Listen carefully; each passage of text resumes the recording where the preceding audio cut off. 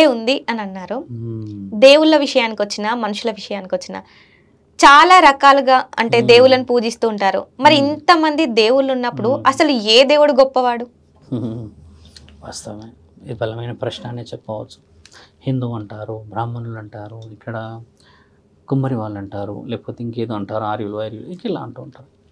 ఎన్ని కులాలు ఎత్తినమ్మా, ఎన్ని గ్రంథాలు రాసుకున్నా కూడా మానవుడిని అవతల వ్యక్తి మానవుడిలాగా చూడకుండా, మనస్సాక్షిని మనస్సాక్షితో ఒప్పించకుండా, మోసం లేకుండా, కల్లా కపటం లేకుండా చూపించే ప్రేమ మీరన్న నిజమైన దేవుడు. ఇప్పుడు ఇక్కడ ఇంకో ప్రశ్న మనకి ఏమొస్తుంది, మన వాళ్ళు చాలామంది నేత్రానందం అంటే యూట్యూబ్లో చూస్తారు కదా, వాళ్ళకి చెప్పేది ఏంటంటే అమ్మ, ఏ దేవుణ్ణి పూజించాలి అనేది కాదు, నీ అంతరాత్మని నీవు బాగా పూజించు.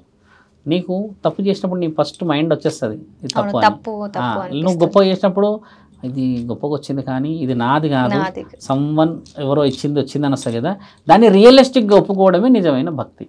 ఇక్కడ ఏందమ్మా, తెల్ల బట్టలు వేసుకోవాలి, అడుక్కుంటూనే చంపాలి. అర్థమైందన్నమాట, జ్ఞానం అర్థమైందమ్మా. తెల్ల బట్టలు వేసుకోవాలి, నిజంగా అవసరం ఉన్నోని చంపాలి. అంటే నీకంటే బలహీనుడు ఉన్నోని నేను గొప్ప అని చూపించేసి ఉపయోగించుకుంటున్నావు. ఇక్కడ గొప్పతనం ఎక్కడుందమ్మా? ఏ దేవుడు కాదు, మనసుతో పూజించే దేవుడే నిజమైన దేవుడు. ఆ దేవుడు ఎవరు అని మీరు అడిగారనుకోమ్మా, ఆయనే పరమాత్మ. మరి పరమాత్మ ఎలా ఉన్నాడు, ఎక్కడుంటాడు, ఆయనకు రూపం ఏంది అంటే ఆయనే నీ అంతరాత్మ. నీ అంతరాత్మని చూడగలిగినప్పుడు పరమాత్మని కలగలుగుతావు. నాకు పరమాత్మకు రూపం కావాలి, పరమాత్మ ఈ విధంగా ఉంటాడంటే సర్వరూపాలు ఉన్నాయి పరమాత్మని. నువ్వు ఆత్మతో చూడగలుగుతావు కానీ శరీరంతో చూడలేమని రాసి ఉన్నాయి కదా. కాబట్టి ఏంటంటే దేవుడు పలు రకాలే, ఒక అల్లా, ఒక యేసు, తర్వాత మన హిందూ సంప్రదాయం. ఎన్ని దేవుళ్ళు అమ్మ, ఏ శాసన గ్రంథాల్లో పరమాత్మని చూడాలి అంతరాత్మతోనే రాసి ఉందే కానీ ఏసే పరమాత్ముడు అని రాసలేదు చూడు.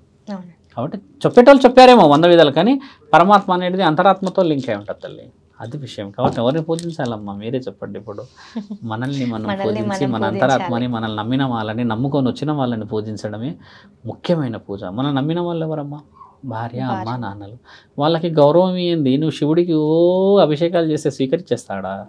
తప్పు కదా, అది తప్పు.